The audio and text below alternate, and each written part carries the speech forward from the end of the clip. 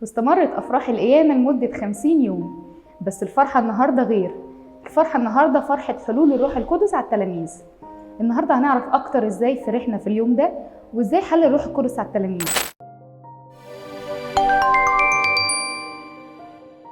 النهارده بنرحب بميس ياسمين. ازي حضرتك ميس ياسمين؟ اهلا بيكي يا مس دنيانا. احنا النهارده مبسوطين خالص ان حضرتك معانا وهتفيدينا بمعلومات فعلا جميله وفرحه حقيقيه ان احنا نعرف عن حلول الروح انا القدس. مبسوطه جدا اني موجوده معاك. اول حاجه عايزين نعرفها هو ايه عيد حلول الروح القدس، او في ناس بتسميه عيد العنصره.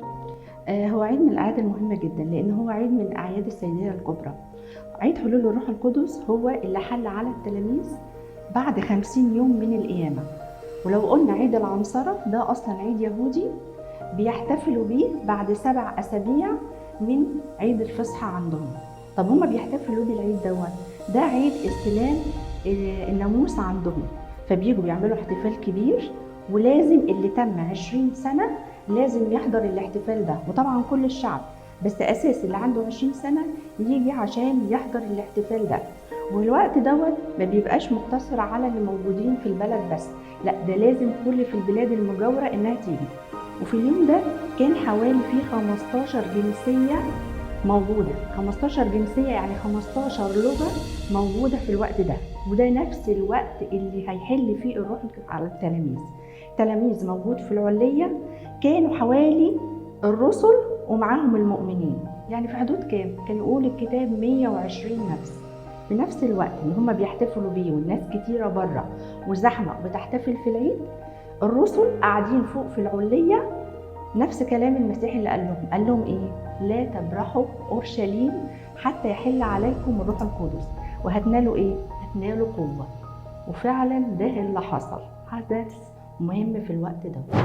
هم فعلا نالوا قوة ان هم يقدروا يسيطروا على العدد ده كله من الجموع، وكمان الحدث ده نفسه عظيم. يعني هم استقبلوا الحدث ازاي؟ كان رياكشنهم عامل ازاي ساعتها؟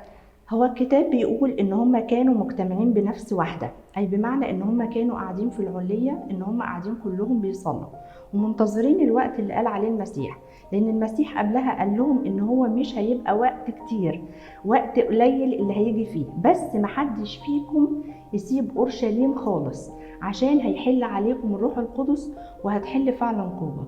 وفعلا في الوقت اللي هم مجتمعين فيه في العلية والناس بره قاعدة تحتفل بالاحتفال بتاعها، ظهر حاجة غريبة جدا. وهم قاعدين زي ما احنا قاعدين كده، صوت رياح شديدة جدا، وقالوا انها مش رياح بس، هبوب عاصفة. يعني لما تكون قاعدة كده وتلاقي عاصفة ملت المكان. مش كده، كمان حدث تاني مهم، ظهرت ألسنة من نار استقرت على كل واحد موجود. والنار دي مش بتحرق، دي نار الروح القدس نزلت على كل واحد فيهم، اللي قال عليها المسيح الروح القدس هيحل عليهم وهينالوا قوة. وفعلا في حدث تاني مهم، حدث برضو ان حصل ان في ألسنة من نار، قلنا ان هي نزلت عليهم. بعد كده في بره حاجة اسمها التكلم بالألسنة. يعني ايه التكلم بالألسنة؟ احنا قلنا من شوية ان كان في كام لغة؟ 15 لغة مختلفة جايين من كل حتة، كل واحد بلغته. بيقولوا ان هم كانوا فاهمين اللغة اللي قدامه بيتكلم بيها. طبعا دي مستحيلة، انا لما اتكلم بلغة انت فاهمة انا بقول ايه، لا يبقى في حاجة غريبة. وفي اليوم ده فعلا كانت حاجة غريبة جدا، التكلم بألسنة. وفعلا حصلت اللي بعد كده اللي هنتكلم فيه عن المعجزة اللي عملها بطرس، ان هو بدأ بقى ايه، يخرج عن الخوف اللي كان فيه. احنا لو اتكلمنا عن بطرس ده، احنا بنقول ان الحدث ده حدث بعد ايه؟ 50 يوم من القيامة. هو قبلها بحاجة و50 يوم كان نكر المسيح اصلا. لكن هنشوف الشخصية دلوقتي حصل لها ايه؟ اتحولت 180 درجة. ليه؟ الشخصية دي كانت خايفة. يعني ايه خايفة؟ الشخصية دي كانت في جارية بتشاور عليه، بس هي ما راحتش ندهت ولا حاجة، هي قالت ان ده من اتباع المسيح، خاف وجري وقال مش انا. لكن دلوقتي هنشوف الشخصية دي ازاي نالت فعلا القوة اللي احنا بنتكلم عليها، اللي هي قوة الروح القدس. وبعد ما الروح القدس حل على التلاميذ، عايزين نعرف ايه عمل الروح القدس في الكنيسة، خصوصا الكنيسة الأولى اللي هي كنيسة الرسل.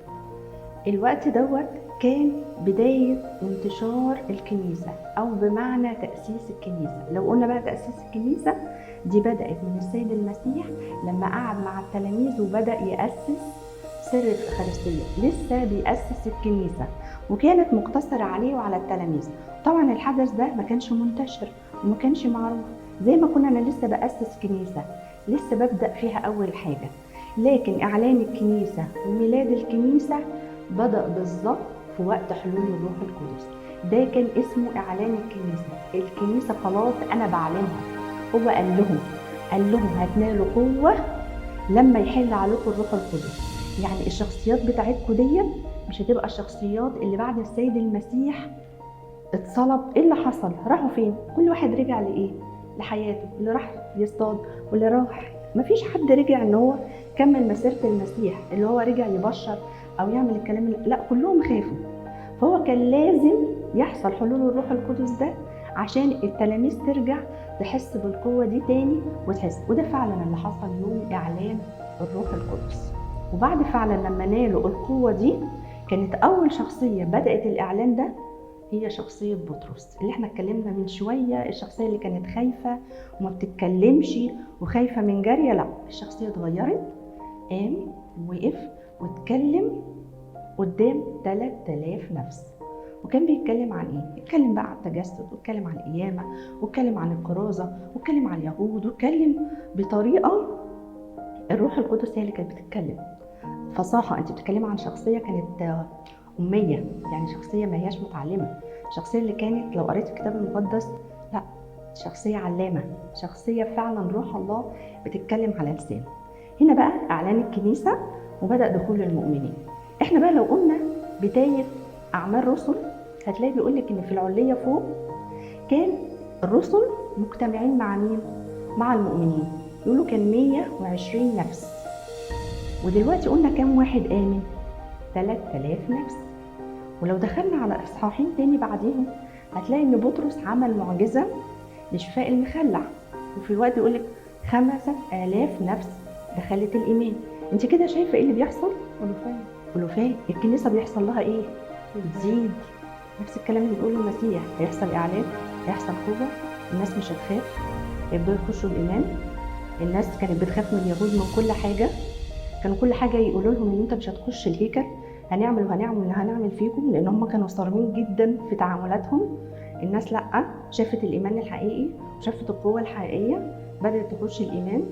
هتلاقي بقى حتى يقولك في أعمال الرسل حتى الكهنة المضطهدين بدأوا هم كمان يخشوا. ولو دخلنا كمان على إصحاحات بعدها هتلاقي شاول كان شخصية مضطهدة جدا. احنا بنتكلم عن المضطهدين، حتى المضطهدين هم كمان يخشوا ايه؟ الإيمان. واحنا قلنا ان السيد المسيح قال لهم لا تبرحوا اورشليم. هنا بقى بدأ المؤمنين لما كان شاول بيضطهدهم بدأوا يهربوا وخرجوا بره اورشليم، ان هم بدأوا يخرجوا. شاول كان بيعمل ايه؟ كان بيروح وراهم. اذا كده المؤمنين خرجوا بره اورشليم، اذا الايمان مش هيبقى في اورشليم بس، زي ما قال لهم انتوا هتبشروا فين؟ في اورشليم والسامره وكل الامم حتى اقصى الارض. ده فعلا اللي حصل، ان بدات المؤمنين بالاعداد اللي احنا قلناها، غير ان انا بدات اخرج بره البلد، غير ان الرسل هم كمان بداوا يخرجوا وبداوا يبشروا. نفس الكلام اللي قاله في اعمال الرسل، لو حد قراها هيلاقي الايمان بينتشر بسرعه، الروح القدس بيشتغل وشغال بايه؟ شغال بقوه، محدش فيهم بقى يخاف، كلهم بيقفوا قدام اي اضطهاد. احنا واقفين قدام اي حاجه لاعلان كلمه ربنا. فعلا يعني دي حاجه اتعلمنا ان وعود ربنا فعلا بيوعدها لينا صادقه جدا، حتى في حياتنا احنا مش شرط زي ما الكنيسه الاولى وعدها منفذ، فعلا حتى في حياتنا كل وعد ربنا وعده لنا هيتنفذ في حياتنا. طب نتنقل من النقطه دي بقى، عايزين نعرف عمل الروح القدس فينا احنا. بالنسبه لعمل الروح القدس هم قسمين، احنا ممكن نقول المواهب والثمار. المواهب دي موهبه ربنا بيعطيها على حسب اللي هو شايفه، كل واحد فينا ليه موهبه ربنا شايفها. في ممكن يكون شخص بيقدر يخرج شياطين، شخص يقدر يعمل مواهب كتيره ايا كان، او يشفي امراض. بس المواهب دي ربنا هو اللي بيعطيها. ما ينفعش ان انا اطلب من ربنا واقول له يا رب اديني موهبه ان انا اخرج شياطين، او ربنا اديني موهبه الوعظ، او اديني موهبه. لا، المواهب دي ربنا هو اللي يقسمها. ممكن تكون موهبه عند شخص بسيطه جدا، ان هو بيعرف يحتضن شخص، يضحك، هي دي موهبه. وشه قابل ان حد بيحبه، هي دي موهبته. هي جايه من اسمها يعني عطيه ليه. موهبه، عطيه زي ما حضرتك قلتي، هي موهبه. ما ينفعش ان انا اقول يا رب اعطيني المواهب ديت، لا. ليه ربنا بيدي المواهب؟ بيعطيها لاجل اسمه، لاجل اسمه، لانتشار كلمه ربنا. فما ينفعش انا اقول له اديني مواهب عشان اشوف كلمتك، لا، هو على حسب ما هو شايفها وشايف المكان اللي انا فيه، ويدي حسب الموهبه. لكن لو قلنا الثمار، ثمار الروح القدس بقى محبه، سلام، فرح، طول اناه، كذا، طول الحاجات دي بقى اللي انا اطلب من ربنا على طول. يا رب اديني محبه، اديني سلام، اديني طول اناه. دي اللي انا اطلبها طول حياتي من ربنا، ان يديني محبه للجميع، ان انا اعرف احب.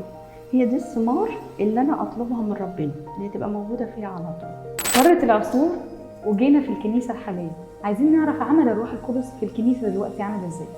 عمل الروح القدس من اول الكنيسه لحد زماننا ده، لحد انتهاء العالم. بس احنا بنتكلم على العصر اللي احنا فيه ده.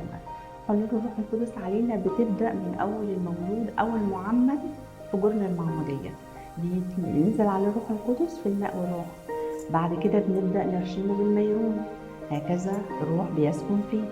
بعدها بقى بالتوبه وبالاعتراف، لما الشخص بيروح للاب الكاهن وبيبدا ان هو بيعترف، بيديله الحل عن طريق الروح القدس. هكذا لما بيبقى حد مريض او في حد بيجي الكنيسه وبيجي يصلي له، ان الروح تبدا انها تشفيه ويصلي له.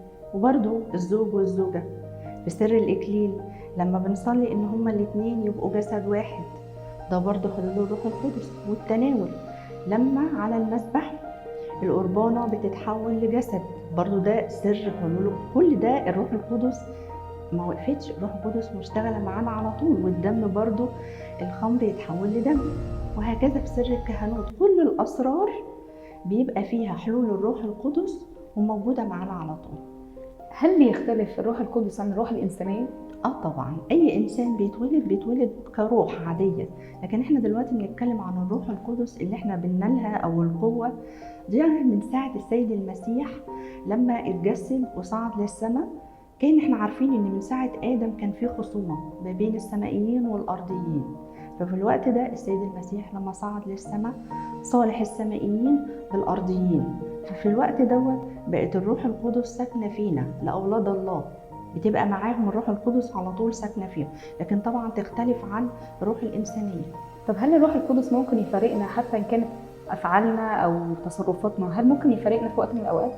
هي الروح القدس ما بتفارقش الانسان، الروح القدس ملازمانا على طول. بس في ناس بترتكب خطيئه او جرم او ارتداد، بتبعد عن الكنيسه او تبعد عن اسم الله، ما بتبقاش ليها اي علاقه. فاحنا ممكن نقول دلوقتي ان الروح حزينه، انه احزن الروح، لكن الروح ما بتفرقوش، الروح بتفضل موجوده فيه. زي ما يكون واحد اخطا ورجع تاني لقبض اعترافه، هل هنعيد المعموديه تاني؟ لا طبعا. هل هيعيد زيت الميرون تاني؟ لا طبعا. هو احزن الروح، لكن الروح ما فرقتوش. لكن الشخص ده لو فضل لحد ما مات بيخطئ او بعيد عن ربنا، الروح بقى هتفرقه امتى؟ في وقت موته. لكن لو فضل الشخص ده رجع وتاب وبقى مع ربنا، طبعا الروح القدس هتفضل معاه حتى الموت. وربنا يدينا نعمه ان احنا نحس بالروح القدس وانها تعمل فينا وتكون شغاله فينا على طول، وما نبعدش عن الكنيسه ابدا، والروح القدس تحل فينا على طول وتدينا نعمه وبركه. يمكن فتره ال50 المقدسه خلصت، بس افراح القيامه مستمره معانا طول الوقت. استنونا في فرح جديد مع الرسل الفتره الجايه. نشكر حضرتك جدا يا ياسمين، حقيقي استمتعنا واخدنا بركه. يا مس دميانة، انا المبسوطه ببركه الروح القدس تكون معانا دايما. امين. هنستناكم الحلقات الجايه.